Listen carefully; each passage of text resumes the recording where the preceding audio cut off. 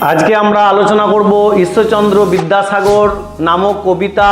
আর এই কবিতা লেখক হলেন মাইকেল মধুসূদন দত্ত।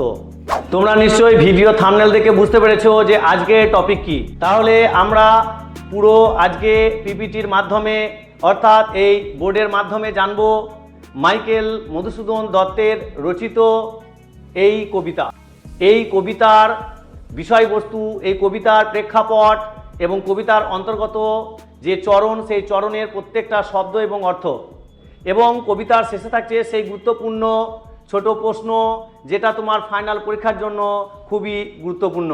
কবিতা পাঠের পূর্বে আমরা এই কবিতার যিনি লেখক অর্থাৎ মাইকেল মধুসূদন দত্ত, সেই মাইকেল মধুসূদন দত্তের সম্পর্কে আমরা দু চার কথা জেনে নিই। দেখো, বলা হয়েছে বাংলা সনেটের জনক। এখান থেকে একটা শর্ট প্রশ্ন আসতে পারে, কাকে বাংলা সনেটের জনক বলা হয়? অর্থাৎ মাইকেল মধুসূদন দত্তকে।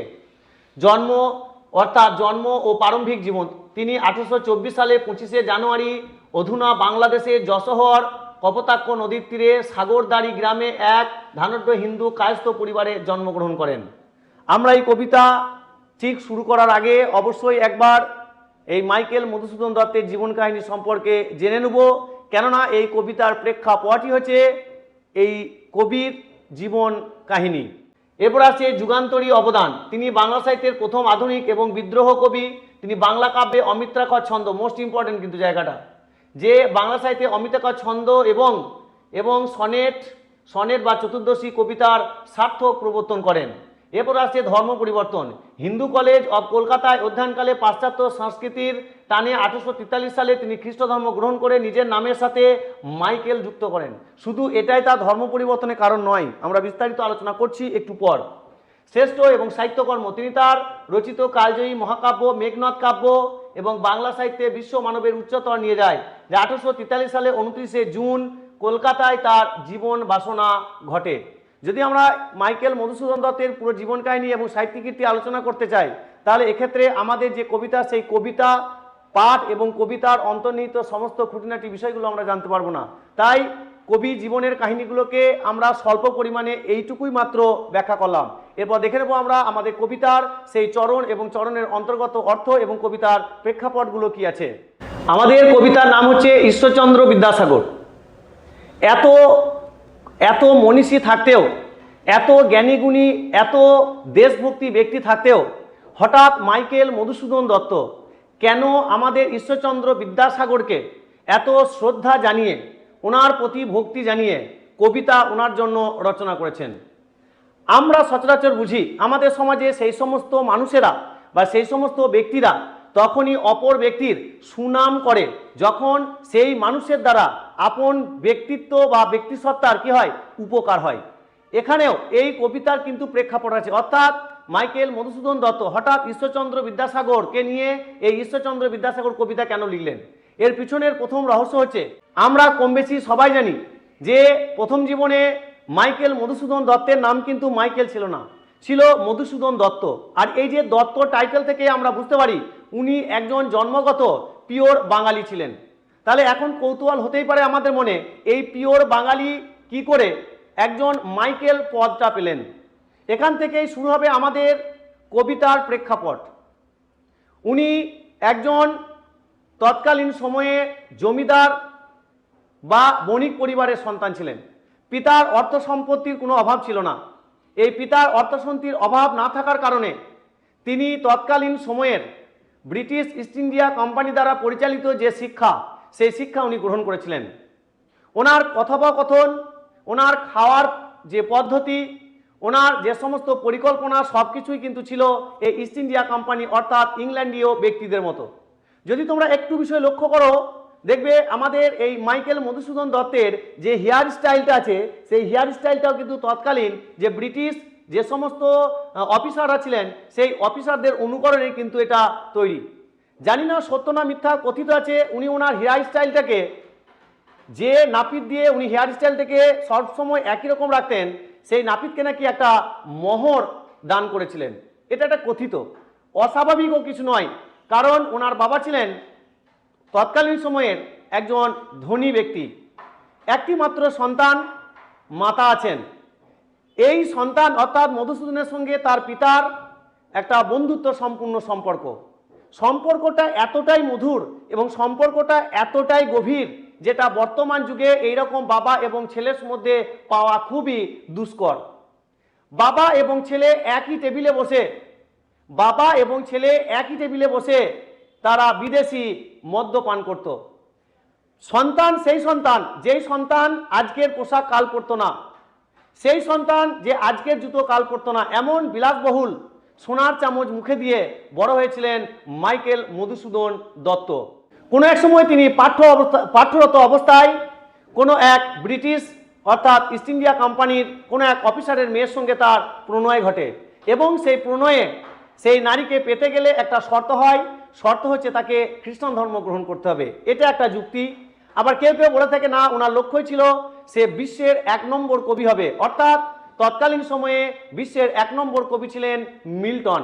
অর্থাৎ এই মিল্টনের পাশাপাশি যেন আমাদের কবি মাইকেলের নামটা থাকে, এইরকম পরিকল্পনা করে উনি ওনার জীবন এবং পড়াশোনাকে আগিয়ে নিয়ে যান।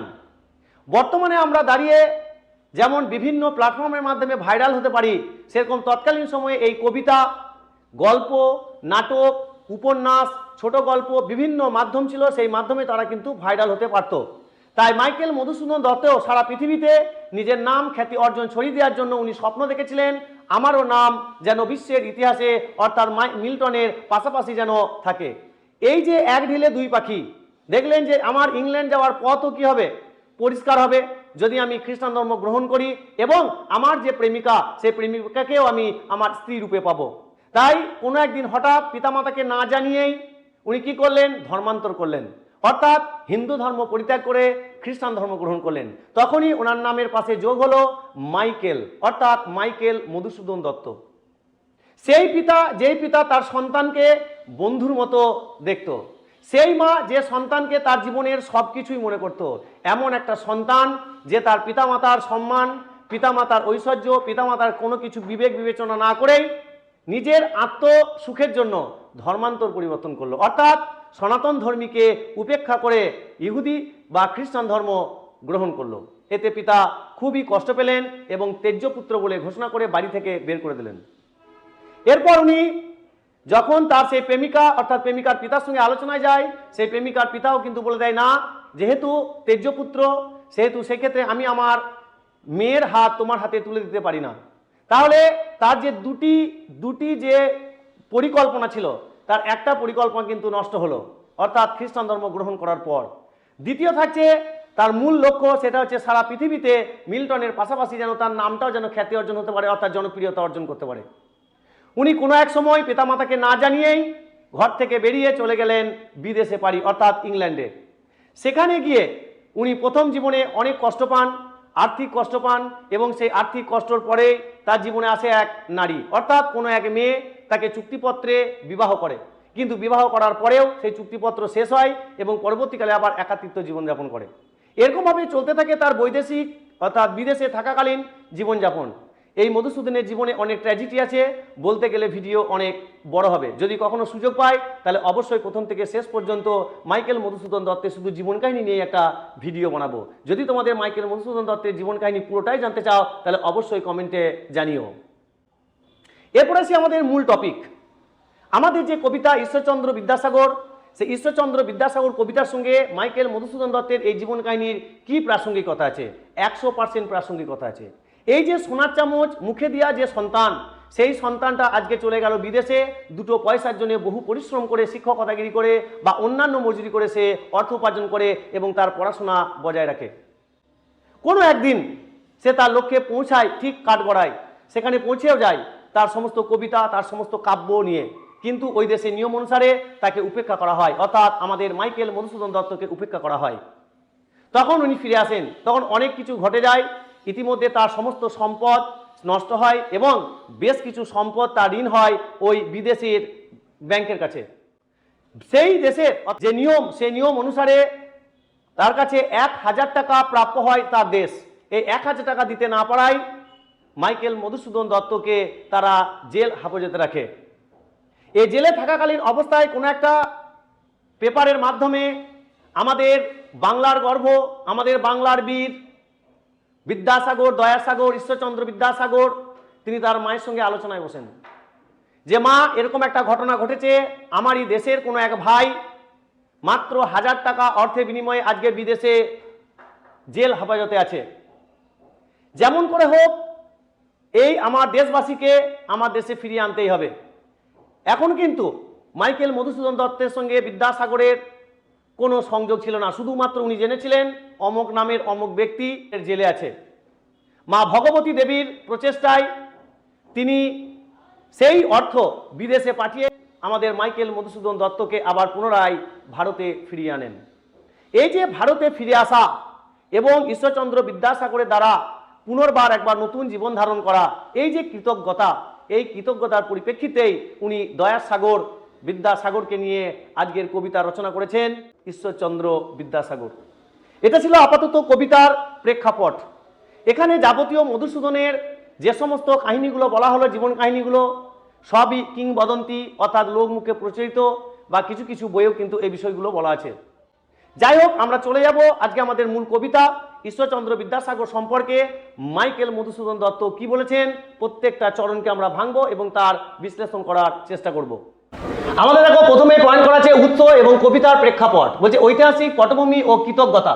বলছে কবি মধুসূদন দত্ত যখন ফ্রান্সে বসবাস যাপন করছিলেন তখন তিনি তীব্র ঋণের জালে জড়িয়ে চরম আর্থিক ও মানসিক সংকটের মুখোমুখি হন। সেই ভয়াবহ সংকটের মুহূর্তে দানবীর ঈশ্বরচন্দ্র বিদ্যাসাগর মহাশয় বিপুল পরিমাণ অর্থ পাঠিয়ে কবিকে ঋণমুক্ত ও রক্ষা করেন। বিদ্যাসাগর মহাশয়ের এই অসীম মানবতা এবং উপকারের প্রতি অন্তরের গভীর শ্রদ্ধা ও পরম কৃতজ্ঞতা নিবেদন করতে কবি এই অনন্য সনেটটি রচনা করেছেন। কবিতার গঠন, শৈলী ও সনেট। বলছি এই কবিতাটি ইতালীয় কবি পেত্রাকে সনেটে আদেশে গঠিত একটি ধ্রুপদী চতুষ্পদী কবিতা। এতে মোট 14টি চরণ এবং প্রতিটি চরণে 14টি করে মাত্রা রয়েছে। কবিতাটির গঠন প্রধানত দুটি ভাগে বিভক্ত। প্রথম 8টি চরণকে বলা হয় অষ্টক, যেখানে মূল ভাব বা বিষয়ের অবতারণা ঘটেছে, এবং শেষ 6টি চরণে বলা হয় ষষ্ঠক, অর্থাৎ যেখানে ভাবের পরিণতি ও সমাপ্তি ঘটেছে। এরপর পড়বো আমরা মূল কবিতা পাঠ। অর্থাৎ প্রথমেই কি বলা হয়েছে, বিদ্যাসাগর তুমি বিখ্যাত ভারতে। এই উক্তিটা তো আমরা কম বেশি সবাই জানি। কেন বিদ্যাসাগর ভারতে বিখ্যাত তারই একটা এক্সাম্পল মাইকেল মধুসূদন দত্ত তিনি তার জীবন কাহিনীতে বর্ণনা করতে গিয়ে এই কবিতা রচনায় আমাদের পাঠকদের সামনে তুলে ধরেছেন। অর্থাৎ এই সেই বাক্য, যেই বাক্যটা আমরা ছোট থেকে শুনে আসছি, বিদ্যাসাগর তুমি বিখ্যাত ভারতে। এই কবিতাকে দুটো ভাগে ভাগ করেছে। একটা হচ্ছে অষ্টক, অর্থাৎ প্রথম 8টি চরণ, আর একটা হচ্ছে ষষ্ঠক, কয়টি, শেষ 6টি চরণ। আমরা এই কবিতার যে চরণগুলো আছে এই চরণগুলো যদি আমরা পাঠ করি তাহলে আমরা কবিতার মূল ভাবটা বুঝতে পারবো, এবং শেষ 6টি চরণ থাকছে এই কবিতার মূল ভাবের পরিণতি কি।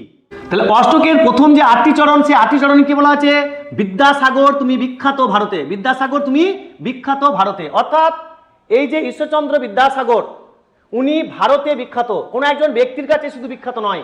আমরা বিদ্যাসাগরের অবদান সম্পর্কে সবকিছু জানি। তার মধ্যে মাইকেল মধুসূদন দত্ত তিনি তার ব্যক্তিত্বভাবে ঈশ্বরচন্দ্র বিদ্যাসাগরকে সম্মান জানানোর জন্য এই কবিতার প্রথম চরণেই বলেছেন, বিদ্যাসাগর তুমি বিখ্যাত ভারতে।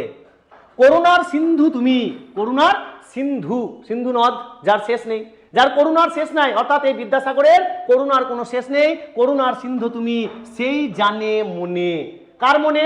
আমাদের কবি ঈশ্বরচন্দ্র বিদ্যাসাগরের সম্পর্কে জানে মাইকেল মধুসূদন দত্তের মন। তাই উনি বলেছেন, জানে শুধু আমার মন তুমি কতটা বিখ্যাত এবং তুমি কতটা করুণা, কতটা দয়ার সাগর, সেটা আমার মন জানে। এটা আমরা একটু আগেই বিষয়টা নিয়ে ব্যাখ্যা করলাম। এরপরে দিন যে দিনের বন্ধু, দিন যে দিনের বন্ধু, অর্থাৎ কেউ যদি বিপদে পড়ে, সেই বিপদের সময় যদি কেউ পাশে থাকে সেই হচ্ছে মানুষ, আর মানুষ মানুষেরই কি হয়, বিপদের সময় পাশে দাঁড়ায়। ওই অর্থে বলা হয়েছে দিন যে দিনের বন্ধু উজ্জ্বল জগতে। কি জগতে? উজ্জ্বল জগতে। হেমাদ্রির হেম ক্লান্তি আত্মলন কিরণে, কিন্তু ভাগ্য বলে পেয়েছে মহাপর্বতে। অর্থাৎ নিজেকে ভাগ্যবান বলেছেন মধুসূদন দত্ত যে আমি এরকম একটা মহান পর্বত সমতুল্য ব্যক্তিকে পেয়েছি। আর কি, যে জন আশ্রয় লয় সুবর্ণ চরণে, সেই জানে কত গুণ ধরে কত মতে, গিরিশ কি সেবা তার সেই সুখ সদনে। আমরা পড়ব এই প্রত্যেকটা কবিতার চরণগুলো আমরা পড়ি দিই এবং এর অর্থ এবং মর্মার্থ আমরা সুন্দর করে পড়বো এবং জানবো। চলে এসেছি আমরা আমাদের ষষ্ঠ কথা শেষ 6টি চরণ। কি বলছে, দানে বাড়ি নদীরূপ বিমলা কিঙ্করী, যোগায় অমৃত ফল পরম আদরে, দীর্ঘ শির তরুণ দল দাস রূপ ধরি, পরিমলে ফুলকুল 10 দিস ভরে, দিবসে শীতল শাসি ছায়া বনেশ্বরী, নিশায় সুশান্ত নিদ্রা ক্লান্তি দূর করে। এই বিষয়টাকে বুঝতে গেলে আমাদেরকে ভালো করে সুন্দর করে এর মর্মার্থগুলো বুঝতে হবে। চলো আমরা দেখে নিই এই কবিতায় অ্যাকচুয়ালি কি বলতে চেয়েছেন। প্রথমে আমাদের কবিতার যে অষ্টক অংশ, সে অষ্ট অংশের ব্যাখ্যাটা আমরা পড়বো। এই অষ্ট অঙ্কের ব্যাখ্যায় সংক্ষিপ্ত কি বলা হয়েছে? জ্ঞান ও করুণার জীবন্ত হিমালয় রূপী বিদ্যাসাগর। কি রূপী?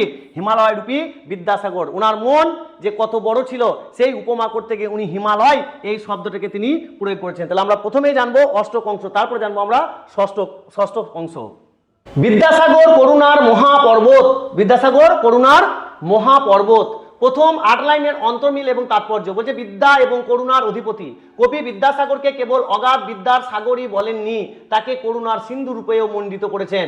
সমাজ ও সংসারের অবহেলিত এবং দিন দরিদ্রতার এই অপর করুণার গভীরতা উপলব্ধি করতে পেরেছে।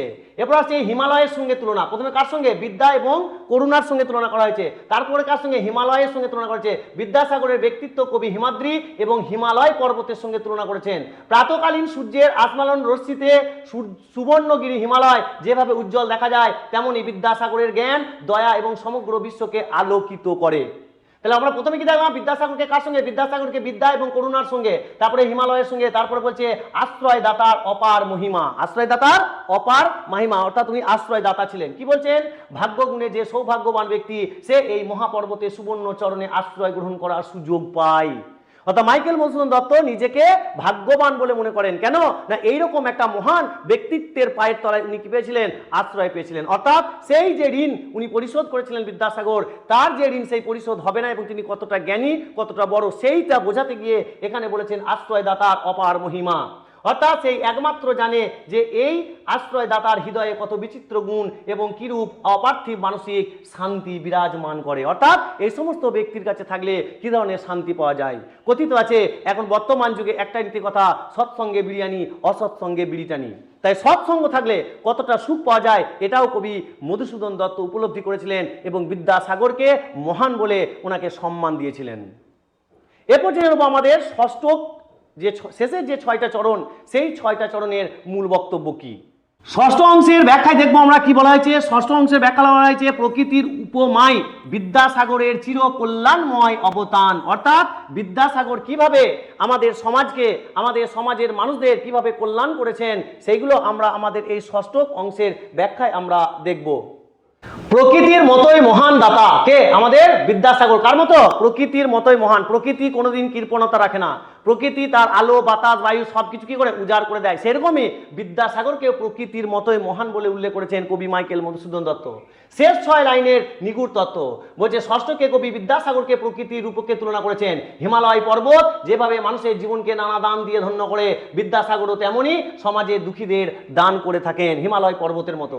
নদী যেন তার নির্মল দাসী রূপ ধরে বাড়ি বা জল দান করে, বনের মহিরূপতা পরম স্নেহে সুস্বাদু অমৃত ফল প্রদান করে, বনের ফুল গন্ধ ছড়িয়ে চারিদিকে যেমন ভরিয়ে তোলে, ঈশ্বরচন্দ্র বিদ্যাসাগরও তার সেই প্রতিভা, তার সেই দান, তার সেই করুণার মাধ্যমে সমগ্র পরিবেশে ওনার নাম যেন ফুলের সুগন্ধির মতো ছড়িয়ে আছে। আর কি? বনেশ্বরী দিনের বেলা পরম শান্তিদায়ক শীতল ছায়া এবং রাতে সুশান্ত নিদ্রার ব্যবস্থা করে মানুষের সমস্ত ক্লান্তি ও দুঃখ দূর করে। অনুরূপ বিদ্যাসাগর ও মহাশয় তেমনি সমাজবাসীর সেবা করে থাকেন। তাহলে প্রথম দিকে এবং শেষ দিকে, অর্থাৎ প্রথম অষ্টকের যে বক্তব্য সেটা আমরা জানলাম, শেষের দিকে যে ষষ্ঠক সেটারও আমরা বক্তব্য জানলাম। এরপর আমরা জানবো এই কবিতার অন্তর্গত বেশ কিছু শব্দ এবং সেই শব্দের অর্থ এবং অর্থগুলোর ব্যাখ্যা। প্রথমেই দেখো শব্দ 1 নম্বরে বলা হয়েছে হেমাদ্রি। হেমাদ্রির আরেক নাম হচ্ছে কি না? গিরিশ। এই হেমাদ্রি বা গিরিশ পরীক্ষায় আসতে পারে যে হেমাদ্রির অপর নাম কি বা হেমাদ্রি বলতে কি বোঝানো হয়েছে। সরল অর্থ সোনার পর্বত বা হিমালয় পর্বত। তাহলে এখানে হেমাদ্রি শব্দের অর্থ কিন্তু সোনার পর্বত না বলে কি বলতে হবে? হিমালয় পর্বত। আর কি থাকছে এখানে? কাব্যকে তাৎপর্য এবং উপমা। কেন এই শব্দটা ব্যবহার করা হয়েছে? কি বলছেন? বিদ্যাসাগরের উত্তঙ্গ চরিত্রিক গৌরব এবং অমননীয় দৃঢ় ব্যক্তিত্বকে বোঝানো হয়েছে। এরপর থাকছে বিমলা কিঙ্করী। বিমলা কিঙ্করী কি? এই বিমলা কিঙ্করী শব্দের অর্থ হচ্ছে নির্মল দাসী বা সেবিকা।